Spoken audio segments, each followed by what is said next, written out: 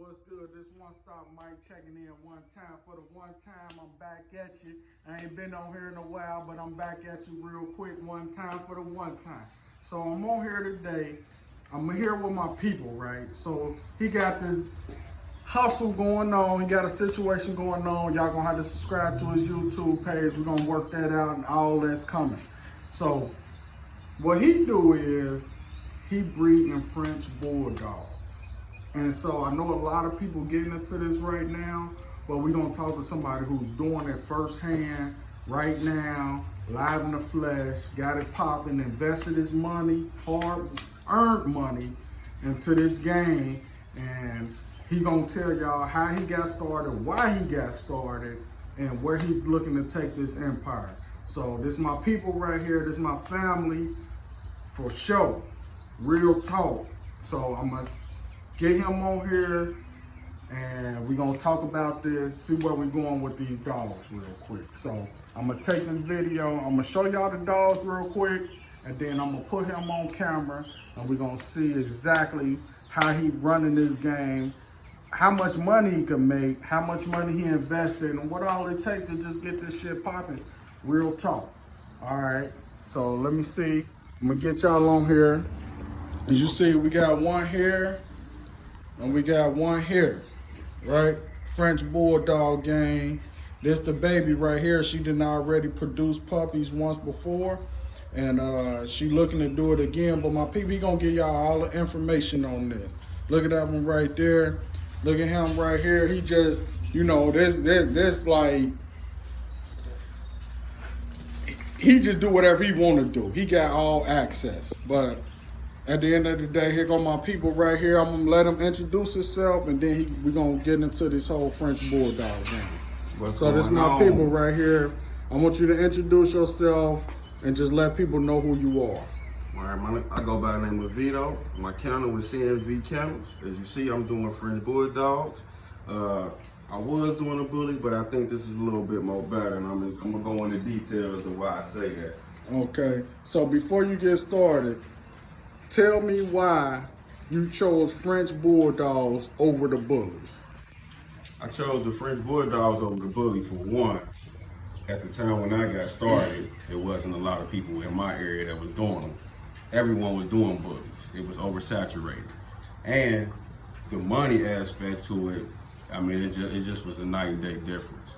So if you're gonna put your money into it, you know, we trying to get good returns on investments over here. It just made more sense to go that direction. Besides, they're smaller dogs and they fit more personality. You can have them in an apartment, you can have them in a house, condo. So it just make more sense to go that direction. All right. So tell us about which one that you got first, and just let us know about, you know, all the process of getting that first one. Okay, well, truth of the matter of it is, French Bulldog's been on my radar for a while, but just like a lot of people, they were just outrageously priced. It was just something I thought about, and it's funny, man, how I really stumbled across it, but someone came with an excellent deal, and I couldn't refuse it. At the time when they came, I really didn't even want a dog, but at the same time, with me wanting one, and I know opportunities don't come the way that it came, I had to grab it. I initially grabbed it as a pet, but I did have my papers and I did have rights, you know, to go ahead and breed. I had her for like a year and a half before I even bred her. She was just really a pet. You know, I bought her with the intentions of being a pet. Now I knew breeding was gonna come along, but that wasn't my initial idea to do it. So what was the process of even breeding her? Because from what I know about French bulldogs, they don't necessarily just have sex or mate or nothing like that. Right. So in your experience, what was your experience with getting her impregnated? Okay, good question, man. First thing first, I'm gonna take you back. I wound up going to PetSmart with her one time, and I had a few people approach me about breeding. So that was another thing that turned me on, that like people really out here breeding them. But what took place was, this is where I learned about the AI game, and what I mean by that is artificial insemination. With these dogs, man, these dogs are so lucrative that you really don't want to take a chance of trying to breed naturally, because as you see, they small, but they got big heads. So for one, Yeah, they come with C-sections. Y'all may not even realize that, but dogs do got STDs. They do have urinary tract infections and stuff like that. So really, you just pay $6 grand for a dog or $5 grand for a dog. Do you really want your dog to mate with another dog that you don't know nothing about? You don't know nothing about. So yeah, the AI, almost 90% of French Bulldogs are bred through AIs. And that could be and that, like I said, that's just a matter of finding you a nice stud that complements your breed. We breed for correct and quality over here. So, all right, as far as finding a stud for your dog, what's your process for doing that? Well, with the Frenchies right now, a lot of people are into the colors. You can be into the size, because they do come in range of sizes. They can have a long back, short back, be muscular. You just try to breed for correct. So if your dog a little short and you want one a little bit bigger, then obviously go with a bigger dog. If you're trying to downsize the dog and you want smaller litters or whatnot, and for a size, you just got to look into the quality of the dog that you're using and what you want. Right now, everyone's breeding for color, so them Merles, them Platinums, and that's kind of a big thing. But right now, me personally, I breed for quality over color. So what I mean by that is, where did you outsource the stud from? Where did you look?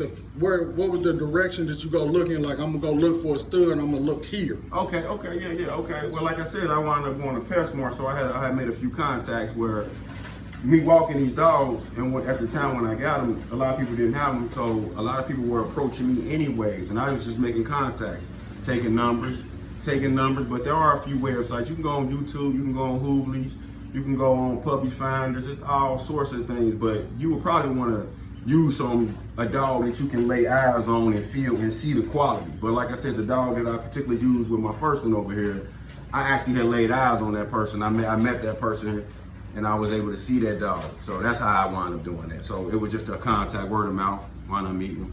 So let me say, what typically, what should someone be looking to spend if they looking for a stud? You know what I mean? What's a fair price you feel like is for a person that's looking for a stud? Of course, we know people got their own prices, and people charge, they charge for whatever reason they charge, right? They charge, right? But typically, what would you feel like a fair price for someone who's looking to get started? You know what I mean? We got people, they just want to start with one dog. They want to get into this game, but they want to start with one dog, and they want to know what they should spend on the stud. How much money should I be looking to spend I got you. for that? Well, first thing first, I'm gonna let you know, man, having one of these dogs, obviously you're gonna have to pay, so they're not cheap. As far as a stud, as far as a puppy purchase or whatnot, I mean, as y'all know, we just came from a pandemic and everyone trying to eat. And puppy-wise, you probably looking at about $4 grand on the cheapest. And that $4 grand is probably not exactly what you wanted and what you had in mind. I mean, that may be a basic brindle dog. That may be a basic all-color dog. It may not have the genetics. And I'll get into that later on. But with these dogs, it may not be the color that you want and that's most popular. But I'm gonna say bare minimum, you're looking at about $4 grand. Is that for the dog or for the actual the stud fee? No, that was to purchase a pup, $4 grand. Now stud fee. So if you already had a female and you ready to breed her and you want to stud, you got a lot of people who work their game and work their hustle a little different. They may want a puppy back deal, but you're probably looking at $1,000 to $1,500 plus a puppy back deal. Everyone may not have. I think $2 grand is probably what you hear in most cases. Breeders know that most people don't have $2 grand for that. So what they would do is say, man, give me $1,500 or $1,200 in the puppy back, which still is a good deal. Every breeder or every program does do their thing different, man. And sometimes it's just a relationship that you have with that breeder. All right, so of course, I know the story, but for the audience, right? Let's hear Would it. you mind giving your experience with the dog having the puppies? Oh, what happened when she went into labor, and how you handled that, and the issues that people could run across, because you know, we definitely know, as I know, you ran into an issue, but you handled it. Right. And right. of course, everything's not going to work perfect in what we do. Yeah. So if you could just let the people know about your experience, what happened, and how you handled that, and how things played out. Okay, good question, man. Okay, so my dog was due. Let's just say she was due on a Monday or Tuesday. I'm sorry, Monday night, I want to say, man, she in the middle of the night at some point she started pushing. Hold on, let me stop you real quick, right? Because I just want to say this for the audience. Typically, for French Bulldogs, from what I know, typically they don't just have the puppies. It's a C-section involved. Correct. More times than not. Right. They can have puppies, but more times than not, they have a C-section. Right. So, did you have a C-section planned, or was you planning on just having puppies? No, I had a C-section. I had a C-section planned, and like I said, in the middle of the night. On which night? Hold on, let's go back. What night she was supposed to have the puppies? She was supposed to be having a C-section on Tuesday. Okay. On Tuesday. So Sunday night going into Monday morning. Okay. So me going to work Monday morning, I wake up and she got a puppy hanging out of her that's stuck in it. You know what I mean? Mm-hmm. And the truth of the matter of it is, I don't know how long she been pushing, but it's like 4 o'clock in the morning. It's about time I get up and do my 1-2 thing. And when I wake up, man, she got a puppy hanging out of her. So, you know, obviously I had to rush her down to the whelping area, pull that pup out, call my vet like an hour away, and I just had to really sit there and have her calm. And, you know, she was trying to push, but luckily what happened was the next pup just happened to turn sideways and was blocking her down. See, that's the whole problem. That's the whole reason why these dogs have to have C-section, because chances is they're gonna turn or the head is gonna be too big for them to even happen. I mean, Lord willing, she was about, like I said, another hour or two, who knows what could have happened. You know, she could have died, but luckily we was able to get out there and we was able to get them pups right on out of her, man. Had a successful living. Okay. So, how many puppies did she have? Okay, she had a total of 4 pups, two girls, 2 boys. And like I said, the one we obviously lost because she was pushing all night. We lost that one, so yeah, that's how that worked out. All right. So, if you're not comfortable talking about this, you don't have to answer the question, but I just want to ask, right?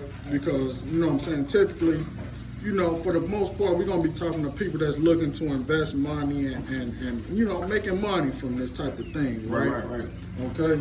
So, when you had your litter, if you're comfortable with answering the question, how much did you sell your puppies for? Okay. My first litter, like I said, I was trying to get my feet wet. There was a lot of things that I wasn't too in tune with. I didn't know how quick they were gonna sell, but I had posted both all my pups for $2,500, and this was like 2 years ago. So how many of them did you sell? I sold 2 of them. I wanted to turn 2 of them. So we know you had 4, you lost 1. What happened to the third? The third one, we wound up having a situation where that one wound up down a couple of days later. A breeder's mistake, basically, where I had one of them collars around her neck where I was trying to identify them because they were all roughly the same color. So I was wearing them every day. Well, she had one of them collars around her neck, and basically what happened is the Velcro got caught onto a blanket and she choked herself out, basically. You know what I mean? So I lost that one. All right, I'm glad you told that story because I wanted people to know the things that can happen. Okay, so on your next round, what would you do? Or because you still got to identify at the end of the day, right? So what would you do differently to identify? Well, like I said, man, watching all these videos, looking at all these different programs, man, what I've learned is that doing less is probably better. Man, these dogs naturally, they've been doing this well before we was even around, man. So when you turn around and have these pups, identify whether or not you got a good mom or not. If you got your dog as a good mom, let her be. Let her do her thing. Let her do her thing. If she needs some help, assist her. If she don't, leave her alone. In that case where I lost that pup, my dog was doing a beautiful job, and that was a human error. All right, with that being said, right, well, tell me why was you trying to identify them then? I was trying to identify them because after a dog having a C-section, you got to keep in mind they put her to sleep. So when she wake up, she got puppies. She don't remember having these dogs, for one. So that's one. Secondly, it may take a day or two for your dog to even produce milk. So the whole point of weighing them is to make sure that the dog is producing milk and that the puppies is eating. Because you may go 2 or 3 days thinking that dog was eating and thinking the pup was eating and it wasn't. So we weigh them to make sure that just validate that they have been eating and that your dog is starting to produce milk. Because all dogs, once they have pups, their boobs ain't sagging immediately. Sometimes it take a few days for that to even happen. All right. So I'm gonna go over here. I'm gonna touch on each dog, and I just want to kind of get a little backstory on each dog. How you get, well, we know how you got the first one, but just give us a little backstory on that, where you at with it at this point with that dog, and then we're gonna touch on the new dog about how you got it, why you got it, and stuff like that. Gotcha. So let's move over here to this one first, right? We got as we can see, she's black, right? But what kind of bloodline do she got? So what we do, all our dogs is tested, genetically tested, and for health and color.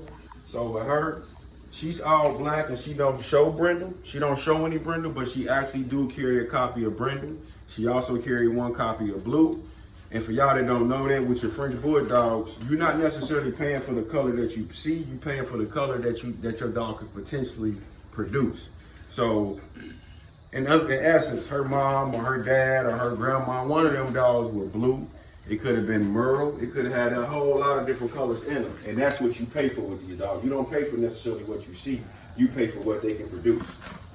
All right. And so I know you kind of touched on it a tad bit, but I want to say how a person that go out, they buy them a French Bulldog, right? Yeah. How can they go out and find out what their dog can produce? What's the process of that? Okay, well, a couple of things. First of all, you want to see the parents. The parents will give you an idea. It will give you an idea, statue and color-wise. But like I said, the color that you visually see ain't always true. Like I said, this dog is all black, but she actually carries copies of brindle. She's actually considered as a brindle dog, even though you see no brindle on her. Yeah. So yeah, she look like solid black. She's all solid black. You ain't gonna see a speck of brindle on her. So, but if you go get a genetic test, now I use Embark. It's a few. I'm not gonna. They ain't endorsing, so I'm not gonna say no name. But the one that I used was Embark. Embark is it's just you order it in, you swab their mouth, send it off, and they test for health as well as color genetics. And then this is where you can start advertising, promoting your dog. You can see exactly what health issues your dog may potentially have down in the long run, and you can see what all colors that your dog could potentially produce. All right, now I didn't ask you this in the beginning, but I'm gonna ask you this now. What is her name? Her name Callie. I'm sorry. Callie. Her name Callie. Callie. How old is Callie at this point? Callie is 4. She's 4 years old. And how old was Callie when you got her? She was 8 weeks when I got her. She was 8 All weeks right. old when I got her. So she's 4 years old at this point. How old was she when she had her first litter? She had her first litter at, now I don't know, I didn't mention it, but I don't breed with dogs on the first heat cycle, and I breed them on the second heat cycle. But with her, she has a very unusual heat cycle. So she only comes in heat like once a year. So I didn't breed her till she was 3 years old. How often are they supposed to come in heat in a year? Every dog is different, but I would say for normal, you're looking at 6 to 7 months. I would say every dog probably every 6 to 7 months. They come in heat. Yeah, but like I said, you got split heat cycles, you got different things that take place. She come in heat, it seemed like every 8 to 9 months. So why didn't you breed her the first heat? Why wouldn't you breed her the first heat as a breeder? Why Well, breeding her on the first heat would be almost, it'd be like a 12 or 14-year-old having a baby. They just don't got the experience. Chances is they're not gonna be a good mom. You can run into different issues. They're not fully developed. All right.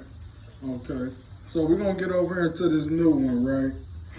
Cause like I said, of course I know I see it more often than not, but we know she active. Oh, yeah. You know what I mean?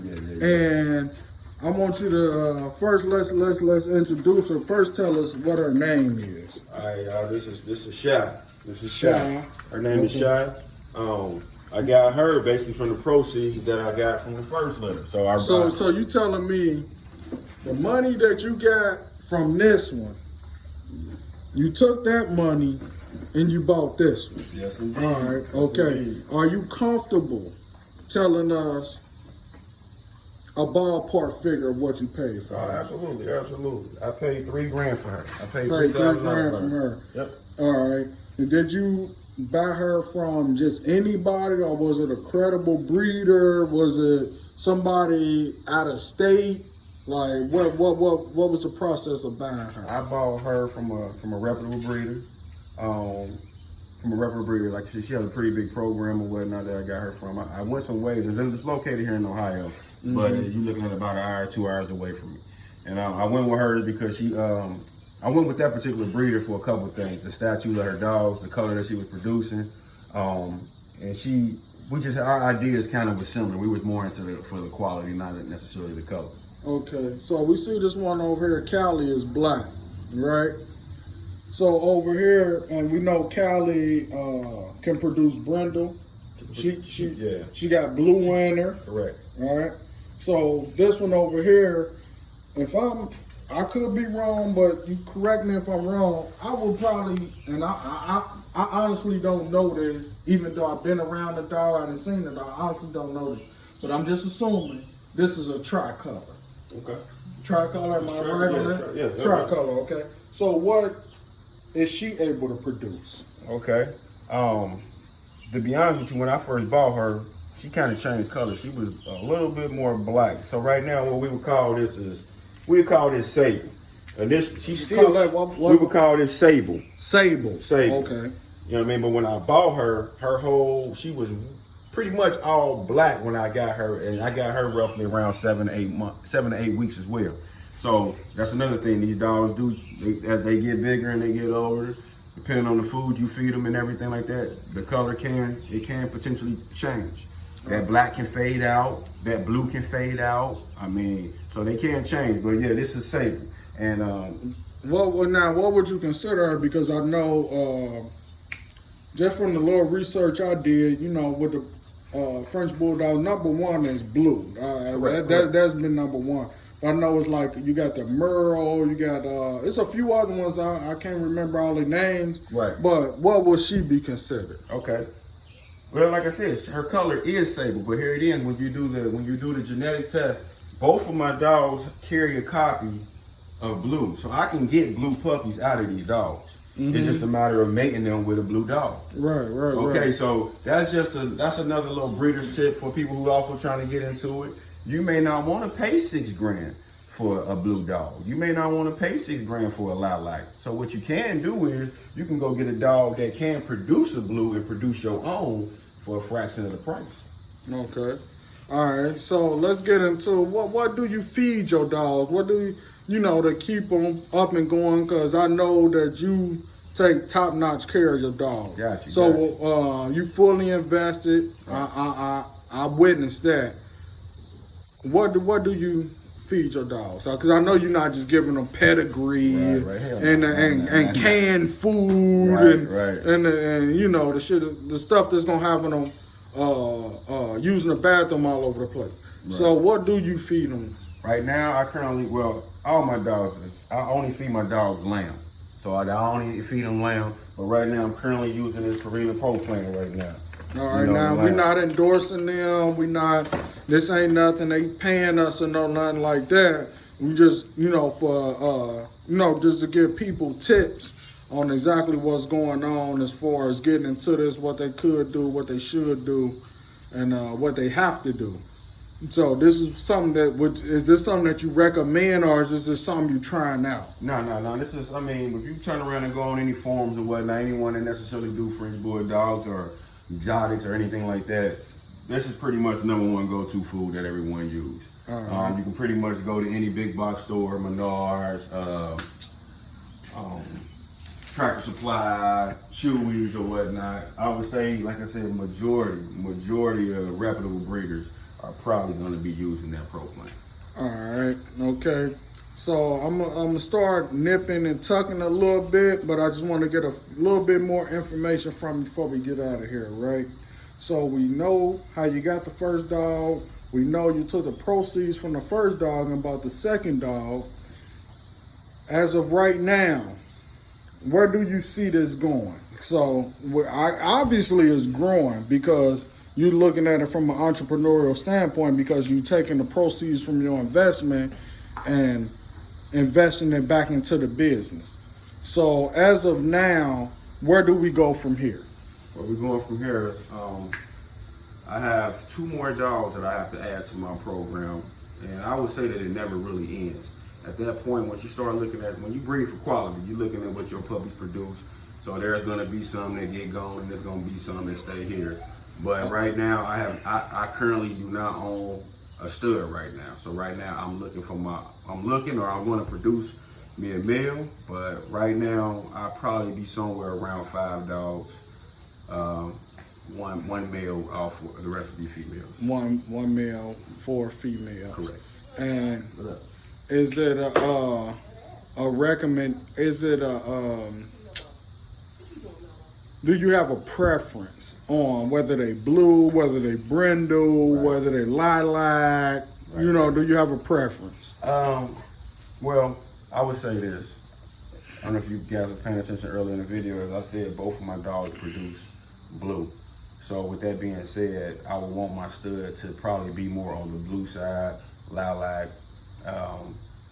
All in all, we just know that by that being those colors, by being a blue, I'm primarily looking for a blue, to be honest with you, but I'm open to a lilac or whatnot.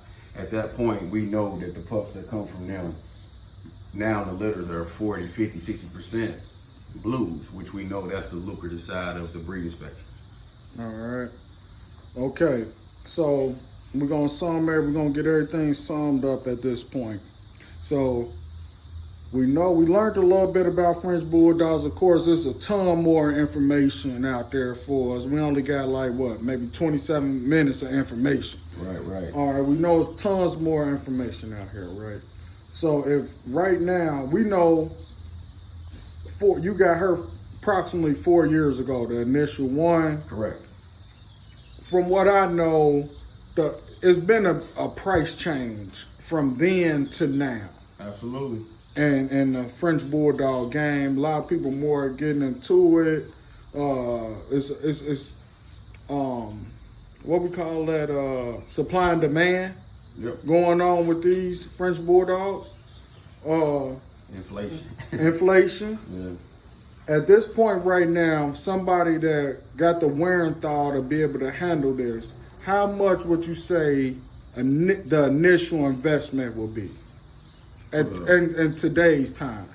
Right now, bare minimum, like I said, with no breeders' rights, you're probably looking at about $4,500. But that's with no breeding rights. So right now we're talking at the audience that's looking to pet only. No, we're looking for people that's looking to get into the whole breeding aspect and being able to invest to make money from it. Got you. So from a breeder standpoint, you're probably looking at the price range of $5 grand, probably $5K. About $5K. Yep. And what $5K would get you? $5K is probably would get you could probably get you a blue, get you a Merle or something like that. But I would say that's probably the going rate. I mean, you put $5K, you can get in the game with some good genetics. All right, now let me say this, right? Because I know how you are, because I know you, right? That's it, man. Okay, so I know blues number one. At blues number one, you ain't dealing with, you ain't even looking at number two, right? That's right. We're only looking at number one, right? So let's say a brindle, right? Right. I don't know what the number is on brindle, but let's just say brindle is 4 on the scale. That's it. Yep. Okay. Yep. Is it money in 4? Meaning that, okay, I may not necessarily have $5K to spend on the top-notch dog, but I got $2,500 to get me a 4 or 5. Right. I got $3,500 to get this. Right. Do you feel like there's an audience for the $3,500 to $2,500 dog that if you can even find one that low, but like I said, I know more or less the blues on the higher end of things, but brindles are not so high up. Right. But is it money in the brindle game if I only got the $3,000 to spend today? Absolutely. There's probably more money in that one because there's so many people that want the dog that just it's not going to come off $5,000 for no dog. So therefore, you probably going to have more demand at that price range. And then at that price range, people are going to come and grab them. So they're going to sell a lot faster. So absolutely. Yeah, if you all you got is 4K, get you a fawn, get you a brindle, it's gonna sell just as fast as a blue or a lilac or whatever. The things with the lilac, the chocolates, and the blues is that you can just ask for more money. So what should a person do? I mean, something let's say somebody just buys. We all come from the inner community. We know we got people that just hustle and they came up on something and they sell stuff. Right. So you come up on one of the local neighborhood, I came up on some sell something type of guys. Right. And he pop up with a French BullDog. Right. Okay. He say the French BullDog for $100. $100. Damn. Right. You know what I mean? Right, You're right, like he don't know. Yeah, right. He don't know what it is. He just got it. Right. And so you get it. So are you telling me at that point, the first thing I need to do is probably go check the genetics on that thing? Well, the first thing I would say you need to do is try to see if you can get some paperwork on him. You get some paperwork on him, that's going to take you to a whole nother limit. How you go about getting the paperwork on it? And what is paperwork for the audience that don't know? Okay, so right now, all my dogs are AKC registered. So right now, if they're not registered... Tell us what AKC is real quick before you go on. Okay, AKC is American Kennel Club. It's just basically a registry, for all dogs. Just like you got your social security number, you are part of the United States. AKC is the same thing with these dogs. So these dogs got a special number that basically say that they're American Kennel Club. They're associated or they're spoken for. Now, dogs that don't have papers, then that's been backyard breeding. Right. Okay. So that's the difference. All right, so this is gonna be my last and final question, right? And this got more or less to do with the AKC and all of that. So, like I said, I bought the dog for $100 from the guy. He didn't know what he had. Right. He gave it to me for $100. I take it to the AKC. Is there a guarantee I can get papers on this thing, or is it like they like, hey, we don't know what this is, or how? I mean, what's the good and the bad that could come from that? No, that's not quite how that works. You only can get the AKC from the breeder. So if the the guy that you bought the dog from, if he didn't have no paperwork for you, it's over. It's over. It's over. Ain't nothing you could do. So now we're just doing backyard breeding at that point. Backyard breeding at that point. Which, keep in mind, there's money in that too. Because like I said, everyone don't got $2,000 or $5,000 or $3,000 for a pup. But they'd love to pay $500, $600, $700. You bought it for $100. Right. You know what I mean? So it's always money to be made. I mean, it's just one of the things. You can do things you can do things the janky way, or you can do it the correct way. However way you're doing it, man, to each his own. To each his own. To each his own. All right. So, just let the people know where they'll be able to reach you at, and how you gonna move forward with getting out to the people to document the process of you growing your kennel. Okay, good question. Right now, you can catch me on Facebook. I'm just simply Vance Johnson on Facebook from Cincinnati. In the meantime, as far as my dogs, I haven't quite created my channel yet, but that will be coming. I'm coming very soon. I ain't gonna put no date on it. No, we gotta put a date on it, because if we don't put it, I put like that. And the reason why I'm saying this, I gotta put the cables on you. Let's do it. Because if we don't put a date on it, we don't know how, So at the end of the day, when will we be able to hear from you again? On which platform? Okay. Well, the reason why I said I didn't want to put a date on it because I haven't quite decided whether I was gonna go more Instagram. Okay, so let's say if you don't do a YouTube, right? So let's just say if you don't create the YouTube page next week, right? Where can we find you at talking about these dogs, and when can the next time we find you talking about them? Good question. Like I was saying, right now I currently got an Instagram, Straight Bully. You can catch me on there. At Straight Bully. Spell that for us. Straight Bully. Spell it. It's STR8 Bully. B-U-B. The letter 8. Yeah. All right. Spell it one more time. I'm sorry. STR8 BULLY. Okay. Straight Bullies. and on Instagram, and I will be putting weekly content on there. Okay. And in the meantime, as this was growing, that's when I was gonna go full-fledged with the YouTube. But I got you. Okay, so for us, we're going to find you on Instagram, and from Instagram, you're going to direct us to your YouTube page when you get that going to where you want to get it popping. All right, just tell us your name one more time, and then we're going to get out of here, like man. I said, my name is Vance Johnson. That's why I said you can catch me on Facebook by that. And like I said, this is CMV Kennels, man. I appreciate the interview. What, and CMV stands for what? It's just me and my lady, man. Sierra and Vance Kennel.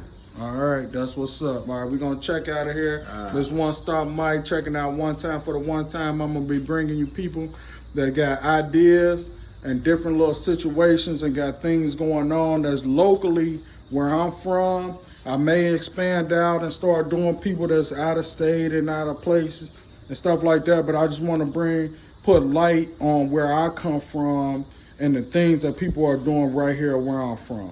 So this One Stop Mike, I'm checking out One Time for the One Time. Make sure you check him out. Straight Bully, Instagram, Vance Johnson, Facebook. All right, y'all be good.